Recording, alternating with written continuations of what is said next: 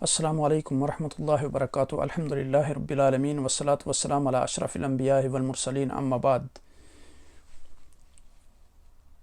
آج ہم خلاصہ قرآن کی اس مجلس میں سورہ یونس اور سورہ ہود کا مختصر سا خلاصہ بیان کریں گے۔ اللہ کریم سے دعا ہے کہ وہ ہمیں حق بات کہنے، سننے اور اس پر عمل کرنے کی توفیق عطا فرمائے۔ سورہ یونس مکی صورت ہے۔ ترتیب مصحف کے لحاظ سے اس کا نمبر جو ہے وہ 51 ہے۔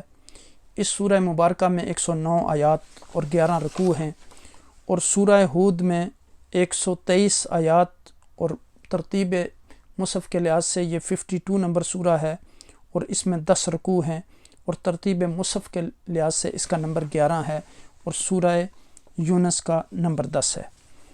اب دیکھیں قرآن مجید میں 11ویں پارے میں سورہ یونس سے لے کر 18ویں پارے میں سورہ المومنون تک 14 مکی صورتوں کا ایک طویل سلسلہ ہے، جس میں مضامین اور ربط کلام کے اعتبار سے اکثر صورتیں تو جوڑوں کی شکل میں ہیں، لیکن بعض بالکل منفرد مزاج کی حامل ہیں، اگرچہ یہ بھی ثانوی اعتبار سے کسی جوڑے ہی کے ساتھ منسلک ہیں۔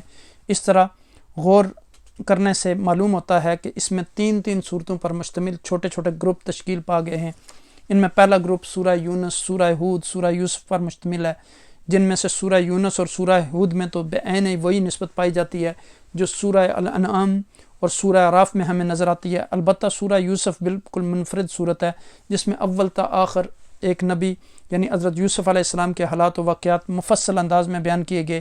اس کی ایک ہی مثال پورے قرآن میں سورہ طٰ کی ہے، جس میں اس طرح ابتدا تا انتہا حضرت موسیٰ علیہ السلام کے حالات و واقعات کا ذکر ہے، لیکن حضرت موسیٰ علیہ السلام کا قصہ بھی اور مختلف جگہوں پہ موجود ہے۔ سورہ یوسف مکمل ایک قصے کی صورت میں یہی صورت ہے قرآن میں۔ سورہ یونس اور سورہ ہود دونوں مکی دور کے اواخر میں نازل ہوئیں، اور غالباً سورہ ہود اور سورہ یونس سے پہلے نازل ہوئی۔ ان دونوں اور بالخصوص سورہ ہود کے مضامین کا اندازہ ایسا ہے جیسے عذاب الہی آیا جاتا ہو اور ہلاکت و بربادی کے سیلاب کا بند بس ٹوٹنے والا ہو۔ یہی وجہ ہے کہ حدیث میں آتا ہے کہ صورتوں کے نزول کے زمانے میں آقا دو جہاں نبی اکرم صلی اللہ علیہ وسلم صدمے کے باعث بوڑھے نظر آنے لگے تھے، اور حضرت ابوبکر رضی اللہ تعالیٰ عنہ کے استفسار پر آپ نے فرمایا شیبتنی ہود و اخواتها، مشکات المصابیح کتاب الرقائق باب البقاء والخوف الفصل الثانی بحوالہ الترمذی، مجھے ہود اور اس کی ہم مضمون صورتوں نے جو ہے وہ بوڑھا کر دیا۔ سورہ یونس میں 4 باتیں یہ ہیں: توحید، رازق، مالک، خالق اور مدبر اللہ ہی ہے۔ رسالت اور اس کے ضمن میں حضرت نوح علیہ السلام، حضرت موسیٰ علیہ السلام، حضرت ہارون علیہ السلام، حضرت یونس علیہ السلام کے قصے مذکور ہیں۔ پھر قیامت کا ذکر ہے، روز قیامت سب کو جمع کیا جائے گا کفار کو، اس کا یقین نہیں آتا۔ قرآن کی عظمت، یہ بڑی دانائی کی کتاب ہے۔ حضرت نوح علیہ السلام کا قصہ، حضرت نوح علیہ السلام نے اپنی قوم کو دعوت دی، انہوں نے ان کی بات نہیں مانی سوائے کچھ لوگوں کے۔ اللہ تعالیٰ نے ماننے والوں کو نوح علیہ السلام کی کشتی میں محفوظ رکھا، اور باقی سب کو جو کہ نافرمان تھے پانی میں غرق کر دیا۔ حضرت موسیٰ علیہ اور حضرت ہارون علیہ السلام کا قصہ، حضرت یونس علیہ السلام کا قصہ اور ان کا مچھلی کے پیٹ میں جانا، اس کا تفصیلی ذکر سورہ صفات میں ہے۔ دوسرا، ان کی قوم کا ان کی غیر موجودگی میں توبہ و استغفار کرنا، سورہ یونس میں اسی طرف اشارہ ہے، یعنی حضرت یونس علیہ السلام اپنی قوم سے مایوس اور اللہ کا عذاب آنے کو یقینی دیکھ کر نینوا کی سرزمین چھوڑ کر چلے گئے۔ آگے جانے کے بعد جب وہ کشتی میں سوار ہوئے تو سمندر میں کشتی ڈوبنے لگی، تو آپ نے حضرت یونس علیہ السلام نے سمندر میں چھلانگ لگا دی، ایک بڑی مچھلی نے انہیں نگل لیا، اللہ نے انہیں مچھلی کے پیٹ میں بالکل صحیح و سالم رکھا۔ چند روز بعد مچھلی نے انہیں ساحل پر اگل دیا۔ ادھر یہ ہوا کہ ان کی قوم کے مرد، عورتیں، بچے، بوڑھے سارے سراب میں نکل گئے، اور انہوں نے آزاری اور توبہ استغفار شروع کر دیا اور سچے دل سے ایمان قبول کر لیا، جس کی وجہ سے اللہ کا عذاب ان سے ٹل گیا۔ پھر سورہ 12ویں پارے میں جو ہے سورہ ہود میں 4 باتیں یہ ہیں: قرآن کریم کی عظمت، توحید اور دلائل توحید، رسالت اور اس کے اثبات کے لیے 7 انبیاء کرام علیہ السلام کے واقعات، قیامت کا تذکرہ، قرآن کی عظمت، اور پھر توحید اور دلائل توحید۔